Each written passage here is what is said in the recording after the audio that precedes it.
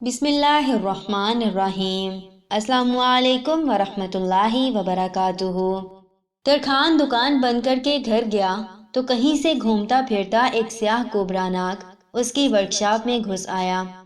یہاں بظاہر تو ناگ کی دلچسپی کی کوئی چیز نہیں تھی، پھر بھی ادھر سے ادھر اور اوپر سے نیچے جائزہ لیتا پھر رہا تھا کہ اس کا دھڑ وہاں موجود ایک آری سے ٹکرا کر بہت معمولی سا زخمی ہو گیا۔ گھبراہٹ میں ناگ نے پلٹ کر آری پر پوری قوت سے ڈنک مارا۔ فولادی آری پر زور سے لگے ڈنگ نے آری کا کیا بگاڑنا تھا، الٹا ناگ کے منہ سے خون بہنا شروع ہو گیا۔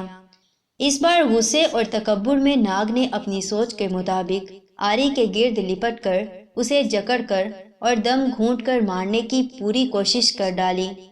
دوسرے دن جب ترکھان نے ورکشاپ کھولی تو ایک ناگ کو آری کے گرد لپٹے مردہ پایا، جو کسی اور وجہ سے نہیں، محض اپنی طیش اور غصے کی بھیڑ چڑھ گیا تھا۔ کہانی بھلے جاندار نہ ہو، عبرت اور سبق کے لیے چند اچھی باتیں اس سے اخذ کی جا سکتی ہیں۔ بعض اوقات غصے میں ہم دوسروں کو نقصان پہنچانے کی کوشش کرتے ہیں، مگر وقت گزرنے کے بعد ہمیں پتہ چلتا ہے کہ ہم نے اپنے آپ کا زیادہ نقصان کیا ہے۔ اچھی زندگی کے لیے بعض اوقات ہمیں کچھ چیزوں کو، کچھ لوگوں کو، کچھ حوادث کو، کچھ کاموں کو، کچھ باتوں کو نظر انداز کرنا چاہیے۔ ضروری نہیں کہ ہم ہر عمل کا ایک رد عمل دکھائیں۔